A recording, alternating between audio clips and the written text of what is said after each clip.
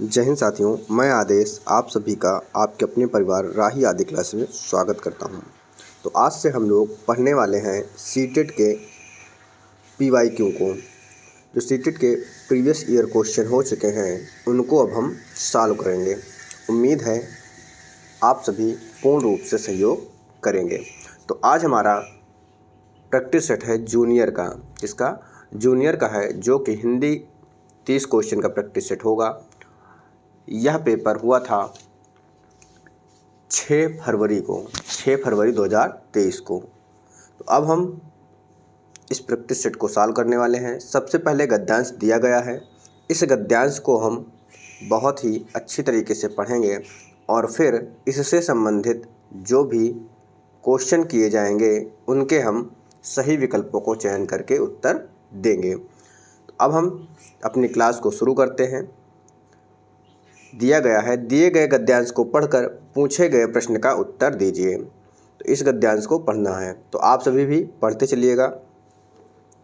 बस्तर में बहुत कुछ बदल रहा है, लेकिन यह जो बदल रहा है विकास के अर्थ में नहीं, बल्कि बस्तर की उन परंपराओं के संदर्भ में है जो अपना जीवन काल पूरा करके अब अपने अवसान की ओर अग्रसर हो रही है।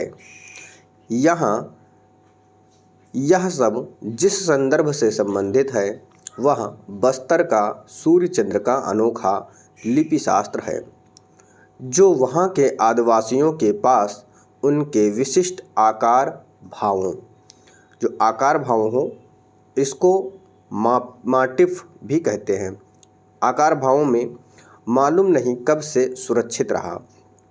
आकार भावों में सुरक्षित यह कम से कम इतना पुराना तो हो ही चुका जितना पुराना होने पर किसी प्रथा को हम परंपरा कहने लगते हैं। हम चकित रह जाते हैं कि सूर्य, चंद्र, पशु, पक्षी और अपने काल की जीव जगत की अनोखी लिपि में अपने किसी पूर्वज की स्मृतियों को अपने शरीर पर धारण किए हुए ये काष्ठ स्तंभ जाने कब से ऐसे ही खुले आकाश के नीचे खड़े हैं।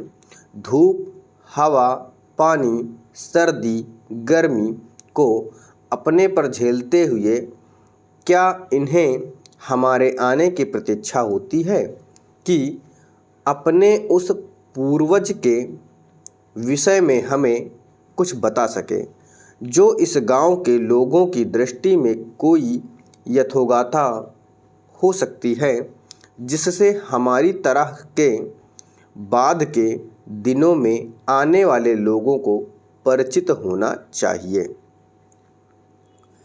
जो सुघड़ आकृतियाँ काष्ठ स्तंभों पर उकेरी जाती हैं, अपने पारंपरिक बल्कि अनुष्ठानिक आकार भाव में वही की वही लाल, पीले, हरे चटख रंगों में इन प्रस्तर मतलब पत्थरों होता है, प्रस्तर स्तंभों पर चित्रित हैं, लेकिन इनके काष्ठ माध्यम से प्रस्तर माध्यम में प्रवेश का अंतरण कलात्मक विघटन को दर्शाता है। यह विघटन कलात्मक तक ही सीमित नहीं, बल्कि बस्तर के अनुष्ठानिक सामाजिक चरित्र में आ रहे परिवर्तन का संकेत भी है। तो उम्मीद है आप सभी ने भी इस गद्यांश को पढ़ लिया होगा। अब हम चलते हैं इससे संबंधित क्वेश्चन की तरफ।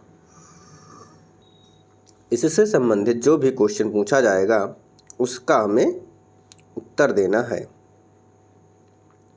पहला क्वेश्चन क्या है कि चंद्र शब्द है क्या, कि चंद्र शब्द है क्या है चंद्र शब्द? तद्भव, तत्सम, देशज या विदेशी। जो चंद्र शब्द है यह पढ़ने से और देखने से क्या लग रहा है कि तत्सम शब्द है। क्या है? तत्सम शब्द है। अब आते हैं दूसरे क्वेश्चन पे। तो दूसरा क्वेश्चन क्या कह रहा है, अवसान का विलोम है।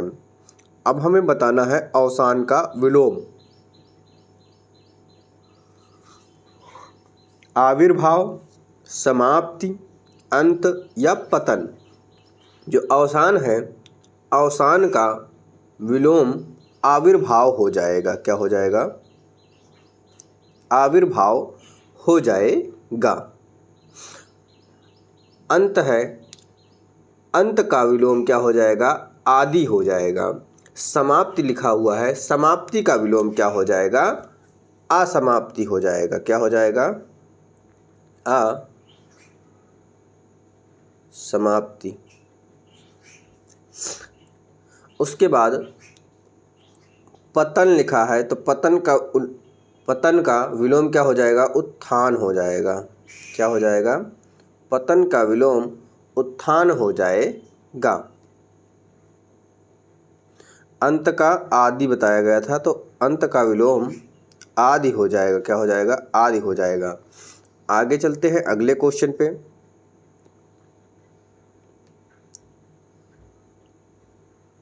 अगला क्वेश्चन है हमारा,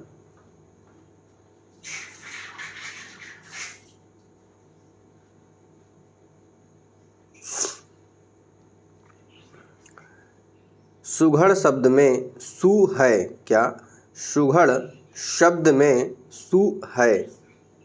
अब हमें बताना है क्या है? प्रत्यय है, उपसर्ग है, संज्ञा है, सर्वनाम है। तो कोई भी शब्द हो और किसी भी शब्द के पहले कोई वर्ण या कोई शब्द जोड़ा जाए तो वह उपसर्ग कहलाता है। जब किसी शब्द के पहले कोई वर्ण या कोई शब्द जोड़ा जाए तो वह उपसर्ग कहलाता है। और जब कोई शब्द के बाद में कोई शब्द या कोई वर्ण जोड़ा जाए तो उसे प्रत्यय कहते हैं। क्या कहते हैं? उसे प्रत्यय कहते हैं। यह आपको ध्यान में रखना है। तो यहाँ पर सुघड़ शब्द में सु क्या है? घड़ हमारा क्या है? शब्द है। क्या? घड़ शब्द है, उसमें सु जोड़ा गया है। तो शब्द में, शब्द के आगे यानी पहले जोड़ा जा रहा है, तो इसलिए यह क्या हो जाएगा? उपसर्ग हो जाएगा। सु हमारा क्या है? उपसर्ग है। अगला क्वेश्चन है कि विघटन का पर्याय नहीं है। विघटन का पर्याय नहीं है यानी जो विघटन का अर्थ ना होता हो उसका चयन करना है। ध्वंस, क्षीणता, नाश, निर्माण। तो विघटन का अर्थ नहीं है, पर्याय नहीं है। क्या? निर्माण जो होता है वह नहीं होता है।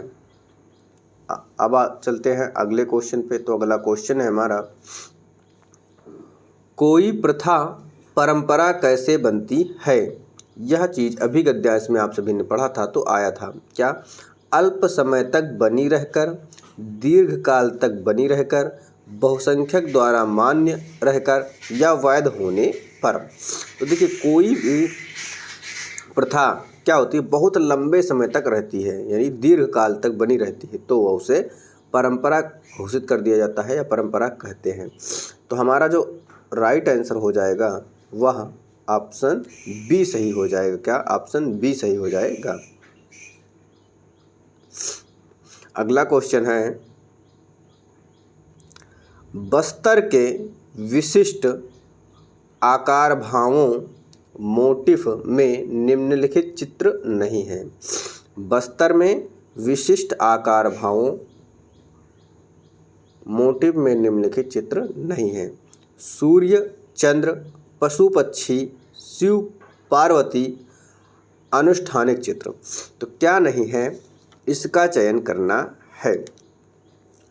तो आपने गद्यांश में देखा था, बात सूर्य चंद्र की आई थी, पशु पक्षी की आई थी और अनुष्ठानिक चित्र के भी आई थी, लेकिन शिव पार्वती का नहीं आया था कोई भी शब्द। तो क्या है जो नहीं है? वह ऑप्शन सी हमारा सही हो जाएगा। अगला क्वेश्चन है, इन आकार भावों यानी मोटिफ का रंग है कैसा? लाल, पीला, हरा। गद्यांश में दिया गया था कि गहरे रंगीन करके। हरा, नीला, गेरुआ, गेरुआ, पीला, नीला या नीला, काला, लाल। तो ऑप्शन जो सही होगा लाल पीला हरा हो जाएगा। क्या हो जाएगा? लाल पीला हरा हो जाएगा। अगला क्वेश्चन है, आकार भावों यानी मोटिफ में प्रचलित मोटिफ है सामाजिक राजनैतिक, ऑप्शन ए, ऑप्शन बी मनोवैज्ञानिक, ऑप्शन सी धार्मिक अनुष्ठानिक, ऑप्शन डी प्राकृतिक। तो जो मोटिफ है प्रचलित है, हमारा राइट आंसर क्या होगा? धार्मिक अनुष्ठानिक। क्या हो जाएगा? धार्मिक अनुष्ठानिक हो जाएगा, यानी ऑप्शन हमारा सी सही हो जाएगा। अगला क्वेश्चन है, निम्नलिखित में से गद्यांश के आधार पर, क्या निम्नलिखित में से गद्यांश के आधार पर कौन सा वाक्य सही नहीं है? बस्तर में बहुत कुछ बदल रहा है, पुराना होने पर किसी प्रथा को हम त्योहार कहने लगे हैं, सुघड़ आकृतियाँ काष्ठ स्तंभों पर उकेरी जाती हैं। तो आपने जब इस गद्यांश को पढ़ा था तो देखा गया था क्या कि सुघड़ आकृतियाँ काष्ठों पर उकेरी जाती हैं, यानी ऑप्शन डी हमारा पूर्ण रूप से सही है। और सबसे पहली ही लाइन थी बस्तर में बहुत कुछ बदल रहा था, यानी ए भी हमारा सही हो गया। और क्या है, इन्हें हमारे आने की प्रतीक्षा होती है, यह भी सही है, यानी ऑप्शन सी भी सही है। लेकिन पुराना होने पर किसी प्रथा को हम त्यौहार कहने लगते हैं, यह नहीं था ऐसा, परंपरा कहने लगते थे क्या। तो हमारा जो नहीं है ऑप्शन है वह ऑप्शन बी पूर्ण रूप से सही हो जाएगा। अब आते हैं अगले क्वेश्चन पे। आगे हमें क्या दिया गया है, दिए गए काव्यांश को पढ़कर पूछे गए प्रश्न का उत्तर दीजिए। इस काव्यांश को, इस कविता को पढ़ना है और उसके बाद इससे संबंधित क्वेश्चनों को हल करना है जो आपसे पूछा जाएगा। तो इस कविता को आप सभी भी पढ़ते रहना। मैं बचा लेना चाहती हूँ, क्या मैं बचा लेना चाहती हूँ ज़मीन का एक टुकड़ा, ज़मीन का एक टुकड़ा खालिस मिट्टी और नीचे दबे धरोहरों के साथ, उसमें शायद बची रह जाएगी बारिश की बूंदों की नमी, धूप की गर्माहट कुछ चांदनी, उनमें शायद बची रह जाएगी चींटियों की बाँबी, चिड़ियों की चोंच से गिरा हुआ कोई दाना, बांस का एक झुरमुट जिसमें बांसुरी की आवाज़ गूंजती होगी। तो यह आपका काव्यांश है। अब इस काव्यांश से संबंधित हमें प्रश्नों को हल करना है। तो हमें पहला प्रश्न क्या दिया गया है कि खालिस शब्द का पर्याय है, यानी खालिस शब्द का जो अर्थ होता है वह क्या होगा? सच्चा, मिश्रित, दूषित, सच्चा, मिश्रित, दूषित या फिर विशुद्ध। तो यहाँ पर जो राइट आंसर हो जाएगा वह हो जाएगा विशुद्ध। क्या हो जाएगा? विशुद्ध हो जाएगा। अगले क्वेश्चन पे देखते हैं। तो अगला क्वेश्चन दिया गया है, चांदनी शब्द में कौन सा प्रत्यय है? क्या चांदनी शब्द में कौन सा प्रत्यय है? अभी अभी बताया था मैंने आगे कि जब भी किसी भी शब्द के पहले कोई शब्द जुड़ेगा तो वह उपसर्ग होगा, लेकिन किसी भी शब्द के बाद में कोई शब्द जुड़ता है या वर्ण जुड़ता है तो वह प्रत्यय कहलाता है। तो यहाँ पर नी, चांदनी में कौन सा प्रत्यय है? चांद शब्द है, नी जोड़ा गया है, यानी ऑप्शन सी है। तो हमारा सही क्या हो जाएगा? नी, यानी कौन सा प्रत्यय है? तो नी प्रत्यय है, चांदनी में नी प्रत्यय लगा हुआ है। अगला क्वेश्चन है, कवयित्री क्या नहीं बचा लेना चाहती? कवयित्री क्या नहीं बचा लेना चाहती? जमीन का एक टुकड़ा, धूप की गर्माहट, धूप की गर्माहट, कुछ चांदनियाँ, विस्फोटक ध्वनियाँ।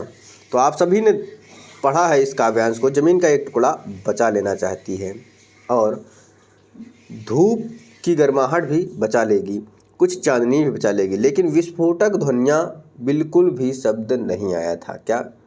विस्फोटक ध्वनियाँ नहीं आया था। तो ऑप्शन हमारा डी सही हो जाएगा। क्या? डी सही हो जाएगा। अब आता है अगला क्वेश्चन। तो अगला क्वेश्चन क्या है कि मैं बचा लेना चाहती हूँ ज़मीन का एक टुकड़ा, पंक्ति में अभिव्यक्त है। क्या? पंक्ति में अभिव्यक्त है। क्या अभिव्यक्त है? उपभोक्तावादी संस्कृति पर एक कटाक्ष, मनुष्य और प्रकृति के आदम रिश्ते की छटपटाहट, प्रकृति के क्षरण पर रोष, प्राकृतिक संपदा की रक्षा। तो राइट आंसर हमारा क्या होगा कि मनुष्य और प्रकृति के आदम रिश्ते की छटपटाहट। क्या है?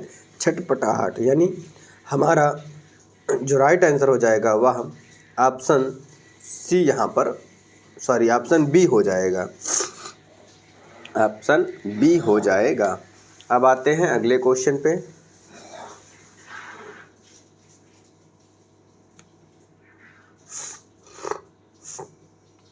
अगला क्वेश्चन है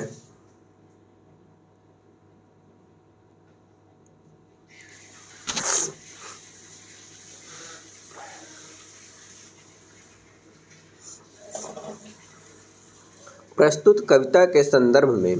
क्या? प्रस्तुत कविता के संदर्भ में किस धरोहर का उल्लेख नहीं है? कुछ चांदनियाँ, धूप की गर्माहट, बारिश की बूंदों की कमी या चिड़ियों की चहचहाहट।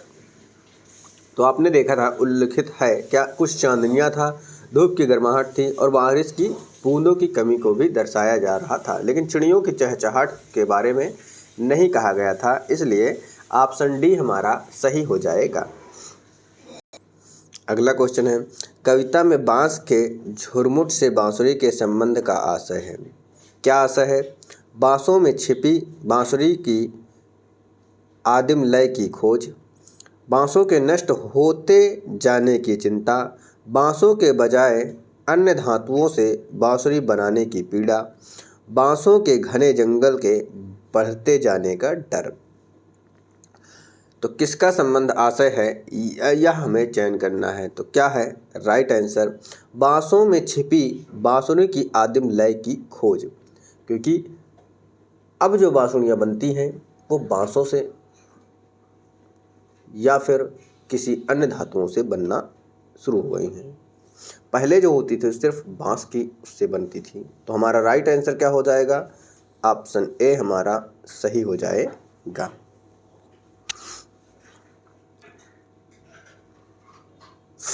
आगे देखते हैं अगले क्वेश्चन में। अगला क्वेश्चन है कि निम्नलिखित में से कौन सा सिद्धांत राष्ट्रीय पाठ्यचर्या रूपरेखा 2005 के 5 निर्देशक सिद्धांतों में शामिल नहीं है? तो ये आपका अब शिक्षण शास्त्र शुरू होता है यहाँ से। तो आप सभी सारे ऑप्शनों को बहुत ही अच्छे तरीके से पढ़ना, क्योंकि जो शिक्षण शास्त्र होता है वहाँ पर जो सबसे अधिक सबसे उपयोगी विकल्प होता है उसका चयन करना होता है। तो इसको बहुत ध्यान से पढ़ना है सभी 15 क्वेश्चनों को। उसके बाद हमारा अगला नंबर आएगा क्वेश्चन का। तो क्या है निम्नलिखित में से कौन सा सिद्धांत राष्ट्रीय पाठ्यचर्या रूपरेखा 2005 के 5 निर्देशक सिद्धांतों में शामिल नहीं है?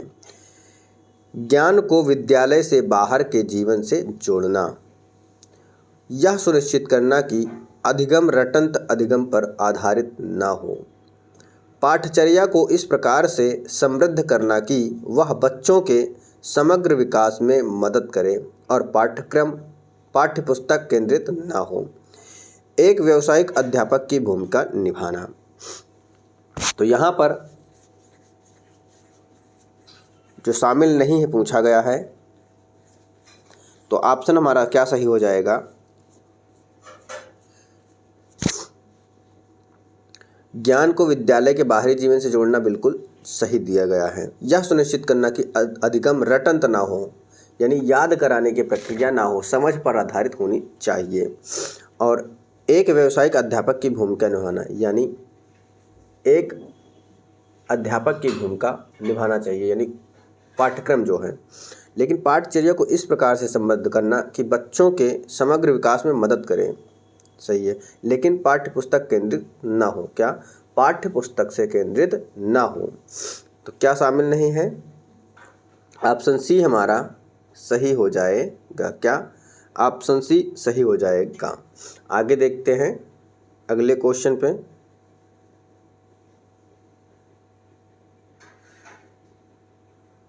अगला क्वेश्चन है, भाषा की अंतर संबंधित व्यवस्थाओं में क्या शामिल है? ध्वनि विज्ञान और वाक्य विन्यास, ध्वनि विज्ञान और अर्थ विज्ञान, ध्वनि विज्ञान, आकृति विज्ञान, वाक्य विन्यास और अर्थ विज्ञान।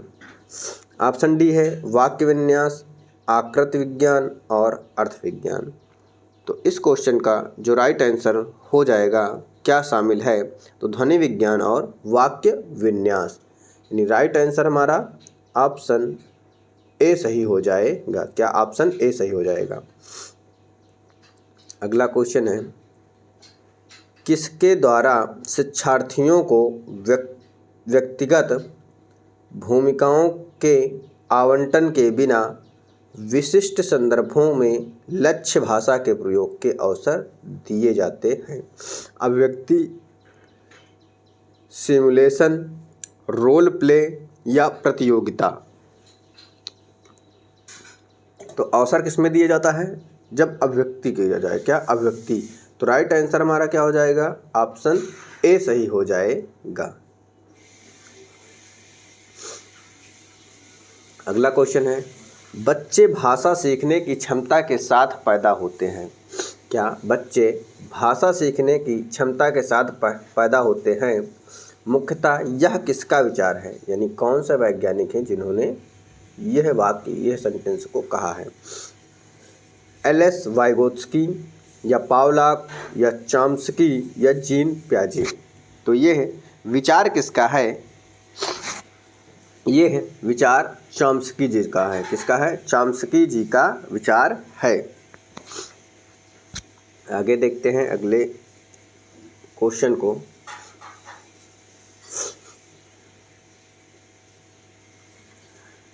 अगला क्वेश्चन है, मैंने चाट खाई और फिर मैंने हंसी। शर्मिला का यह भाषा प्रयोग मुख्यतः किस ओर संकेत करता है? एक छोटी बच्ची है, वो कह रही है मैंने चाट खाई और फिर मैंने हंसी। तो यह किस ओर संकेत कर रहा है? व्याकरणिक नियमों की जानकारी न करना या न होना, नियमों का अति सामान्यीकरण, भाषा प्रयोग में असावधानी या भाषा की समझ न होना। तो क्या है? व्याकरणिक नियमों की जानकारी न होना। बच्चे छोटे होते हैं, उन्हें व्याकरण बहुत ज़्यादा नहीं सिखाया जाता है। तो ऑप्शन हमारा क्या हो जाएगा? ऑप्शन ए सही हो जाएगा।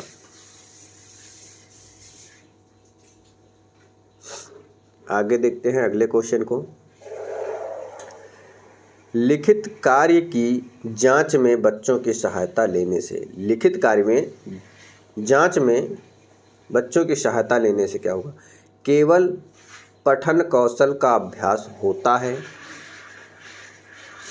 बच्चे ज़्यादा गलतियां ढूंढना सीख जाते हैं, बच्चों को दूसरों के हस्तलिखित सामग्री को पढ़ने का अवसर और अवलोकन क्षमता के विकास का अवसर मिलता है, बच्चे दूसरों के विचारों से परिचित होते हैं।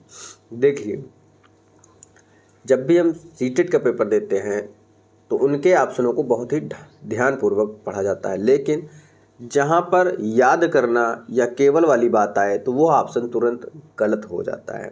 यहाँ पर क्या है, बच्चों को दूसरे से हस्तलिखित सामग्री को जब वो पढ़ता है, अवसर मिलता है तो अवलोकन की क्षमता करने में विकास होता है। तो राइट आंसर क्या होता है, यहाँ पर ऑप्शन सी हो जाएगा। क्या हो जाएगा, ऑप्शन सी हमारा सही हो जाएगा। अगला क्वेश्चन है, लोकगीतों को भाषा की कक्षाओं में स्थान दिया जाना चाहिए क्योंकि लोकगीतों को बढ़ावा देना भाषा शिक्षण का मुख्य उद्देश्य है। लोकगीत गाए जा सकते हैं।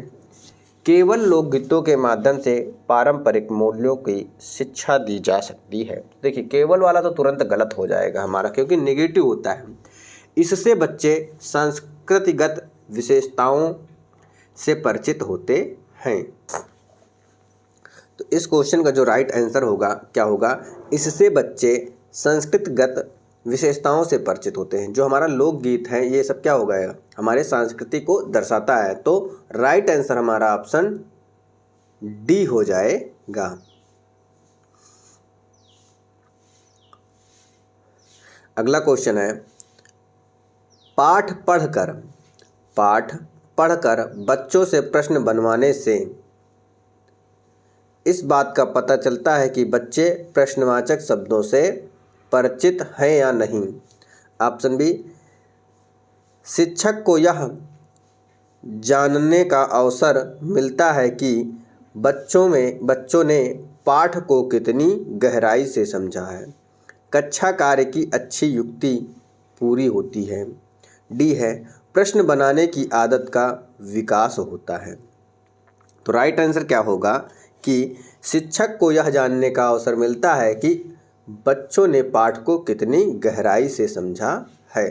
तो ऑप्शन बी हमारा जो है यह सही हो जाएगा।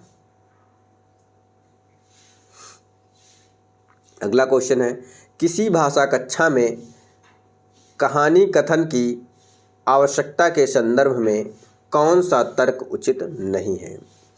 ऑप्शन ए, सभी बच्चों को भाषा सुनने का परिवेश मिलता है। सभी बच्चों को क्षमता को ध्यान में रखते हुए यह उचित नहीं है। ऑप्शन सी है, बच्चों को शब्द भंडार के विकास के अवसर प्राप्त होते हैं। ऑप्शन डी, सभी बच्चों की क्षमता अनुसार कल्पना शक्ति का विकास होता है।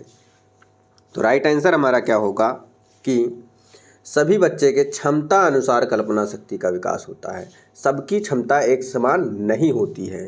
तो राइट आंसर क्या होगा, ऑप्शन डी हमारा पूर्ण रूप से सही हो जाएगा। अब आते हैं अगले क्वेश्चन पे। तो अगला क्वेश्चन क्या है,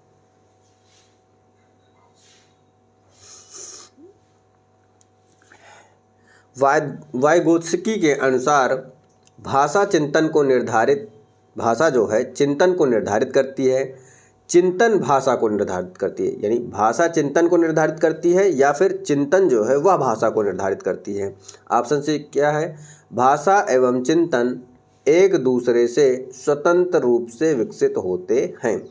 फिर डी क्या है, भाषा एक अर्जित योग्यता है। तो क्या है, भाषा एक अर्जित योग्यता है। ये हमारा राइट आंसर हो जाएगा।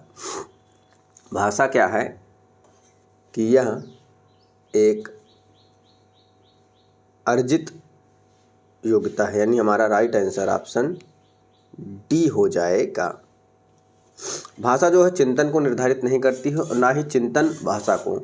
यह क्या होता है, जब कोई बच्चा होता है तो उसको भाषा सीखना नहीं पड़ता, वो अपने माहौल से ही अपनी उस भाषा को सीख जाता है, यानी अर्जित कर लेता है। Right answer option D. अब चलते हैं आगे। अगला क्वेश्चन है हमारा, भाषा शिक्षण के संदर्भ में कौन सा कथन सही नहीं है। कौन सा कथन सही नहीं है यह हमसे पूछा जा रहा है। ऑप्शन ए, भाषा अर्जन और भाषा अधिगम में अंतर होता है। बी है, भाषा शिक्षण में केवल भाषाई शुद्धता पर ही अधिक बल रहता है। भाषा सीखने में अन्य विषयों को अध्यापन सहायक होता है। समृद्ध भाषा परिवेश भाषा अर्जित करने में सहायक होता है।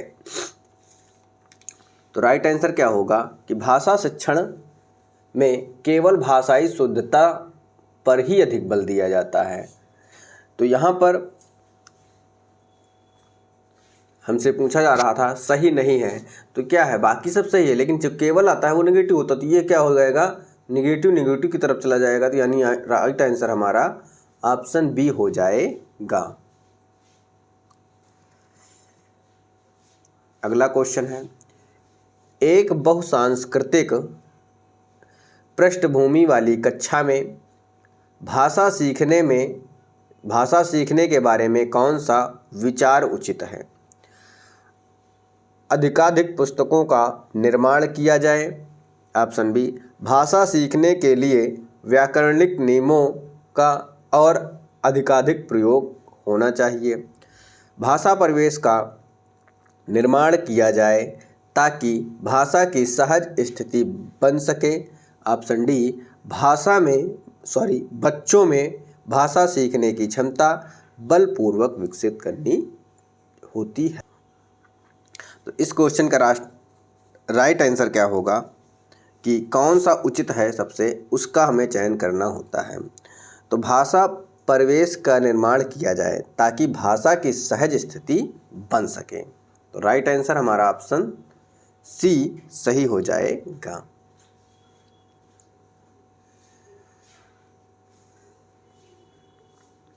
अगला क्वेश्चन है, स्वालीन विकार ऑटिस्टिक डिसऑर्डर में बच्चा अपने हाथ पैर हिलाने में कठिनाई का अनुभव करता है, सामाजिक अंतःक्रिया और संप्रेषण में कठिनाई का अनुभव करता है, अक्सर खाना खाने से मना कर देता है, अपने ही कार्यों में लीन रहता है। तो क्या है, सामाजिक अंतःक्रिया और संप्रेषण में कठिनाई का अनुभव करता है। यानी राइट आंसर हमारा क्या हो जाएगा, ऑप्शन बी सही हो जाएगा। अगला क्वेश्चन है, भाषा शिक्षण का संप्रेषण परक उपागम भाषिक संरचनाओं की जानकारी पर बल देता है, संदर्भ में भाषा प्रयोग की कुशलता पर बल देता है, मातृभाषा प्रयोग का निषेध करता है। ऑप्शन डी है, बोलना कौशल पर बल देता है। तो क्या है, संदर्भ में भाषा प्रयोग की कुशलता पर बल देता है। यानी राइट आंसर हमारा ऑप्शन बी हो जाएगा। क्या, ऑप्शन बी सही हो जाएगा। अब आता है हमारा 30वां क्वेश्चन, जो कि सीटेट में 30 क्वेश्चन ही पूछे जाते हैं।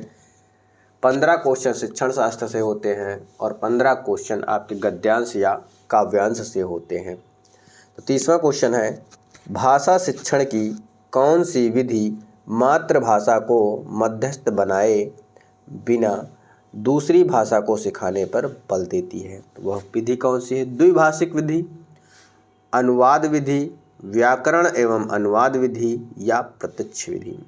तो कौन सी विधि है वह, प्रत्यक्ष विधि है। कौन सी, प्रत्यक्ष विधि। राइट आंसर हमारा ऑप्शन डी सही हो जाएगा। उम्मीद है आपको यह प्रैक्टिस सेट पूर्ण रूप से समझ आया होगा।